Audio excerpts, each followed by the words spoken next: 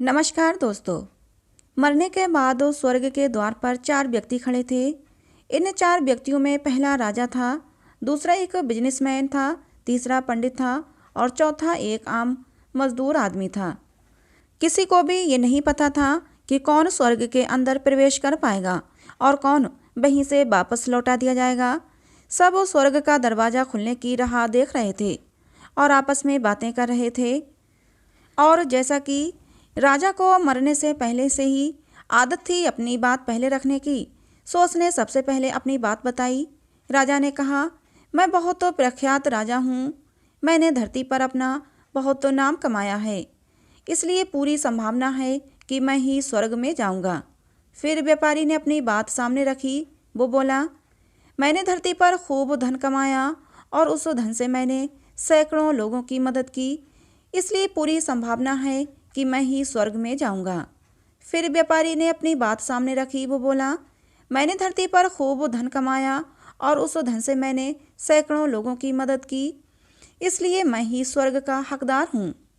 अब बारी थी पंडित की, तो पंडित ने मुंह खोला और सबको ये कहा, चाहे तुम जो सोच लो, लेकिन ये बात तो तय है कि स्वर्ग के दरवाजे खुलेंगे तो मेरे लिए ही। सब जानते हैं कि पंडित दिन रात भगवान को याद करते हैं, इसलिए स्वाभाविक है कि स्वर्ग में पंडित का स्वागत किया जाए। जब सबने अपना अपना पक्ष रख दिया, तब सबकी नज़र उस मजदूर पर गई जो चुपचाप नज़रें नीचे झुकाए बिना कुछ बोले वहीं पर खड़ा था। स्वर्ग का दरवाज़ा खुला और वहाँ पर एक देवदूत आकर खड़ा हो गया। देवदूत के हाथों में एक पुस्तक थी जिसमें इन सभी के कर्मों के बारे में लिखा हुआ था। देवदूत ने सबसे पहले राजा को अपने पास बुलाया और उससे पूछा, तुम बताओ, तुमने अपने जीवन में क्या क्या अच्छे कर्म किए हैं।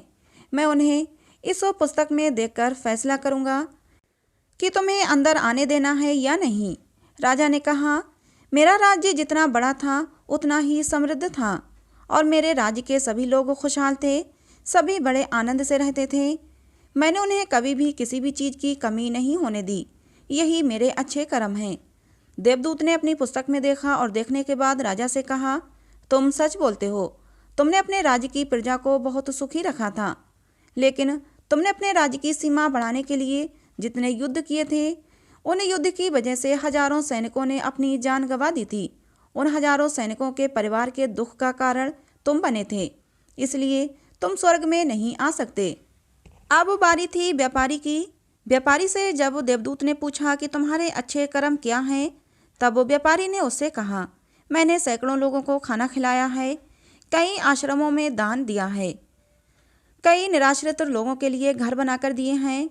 ये मेरे अच्छे कर्म हैं। देवदूत ने फिर से अपनी पुस्तक में ध्यान से देखा और देखने के बाद व्यापारी से कहा, तुम्हारा कहना भी ठीक है कि तुमने बहुत दान धर्म किया है, लेकिन ये दान धर्म तुमने जिन पैसों से किया है, उन पैसों को कमाने के लिए तुमने न जाने कितने झूठ बोले हैं, कितनी हेराफेरियाँ की हैं और कितनी मिलावटें की हैं, इसलिए तुम भी स्वर्ग में नहीं आ सकते।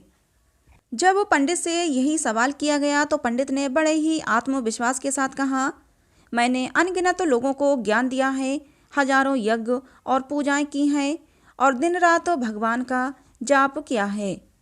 इससे अच्छे कर्म और क्या हो सकते हैं। देवदूत ने अपनी पुस्तक के अंदर झांककर देखा और पंडित से कहा, आपने जितने भी लोगों को जो भी ज्ञान दिया है, उन बातों पर खुद कभी अमल नहीं किया। आपने यज्ञ पूजा या भगवान का नाम निस्वार्थ भाव से कभी नहीं लिया, इसलिए आपका भी स्वर्ग में आना प्रतिबंधित है। मजदूर ये सब देखकर हैरान था। वो अब तक जिन्हें महान समझता आ रहा था, उनकी व्याख्या स्वर्ग के दरवाजे पर आकर बदल गई थी। धरती पर जिन कामों को अच्छा समझा जाता है, उनका यहाँ पर कोई मूल्य नहीं था।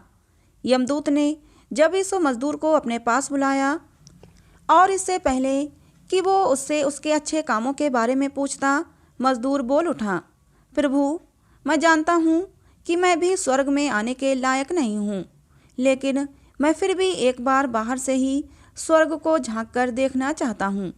बस इससे ज़्यादा मेरी कोई इच्छा नहीं है, क्योंकि ऐसी इच्छा पालने के लिए मैंने जीवन में कुछ किया ही नहीं है।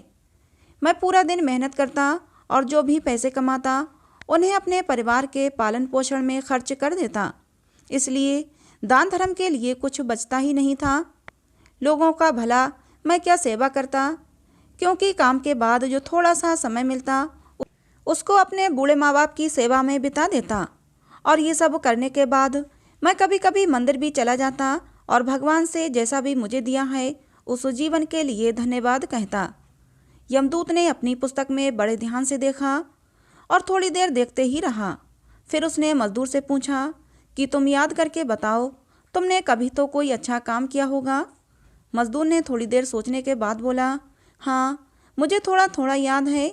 एक बार मैं बहुत भूखा था और मैं खाना खाने ही बैठा था कि एक बहुत ही कमज़ोर कुत्ता जो ठीक से चल भी नहीं पा रहा था वो मेरे पास आ गया और मेरे खाने को देखने लगा। तब मैंने अपनी रोटी उसे खिला दी थी और उस दिन मैं खुद भूखा सोया था। मजदूर की बात सुनने के बाद देवदूत मुस्कुराया और मजदूर को बड़े सम्मान से स्वर्ग के अंदर लेकर गया। दोस्तों, अच्छे कर्म लोभ मोह माया इन सब भाव से आकर नहीं किए जाते, ना ही उन्हें अच्छे कर्मों की श्रेणी में गिना जाता है। निस्वार्थ भाव से किया गया एक ही अच्छा कर्म भी आपके जीवन के सारे पाप धोने की शक्ति रखता है। इसलिए जब भी मौका मिले अच्छे कर्म करो। आपके जीवन के सारे पाप धोने की एक ही अच्छा कर्म शक्ति रखता है। इसलिए जब भी मौका मिले निस्वार्थ भाव से और अच्छे मन से अच्छे कर्म किया करें। तो दोस्तों, हमारी ये कहानी आपको कैसी लगी कमेंट बॉक्स में ज़रूर बताना। अच्छी लगी हो तो प्लीज़ इसे एक लाइक और हमारे चैनल को सब्सक्राइब जरूर कर लेना, जिससे कि ऐसे ही सुंदर मनोहर कहानियाँ आप लोगों को मिलती रहें। मिलते हैं अगली किसी नई कहानी में।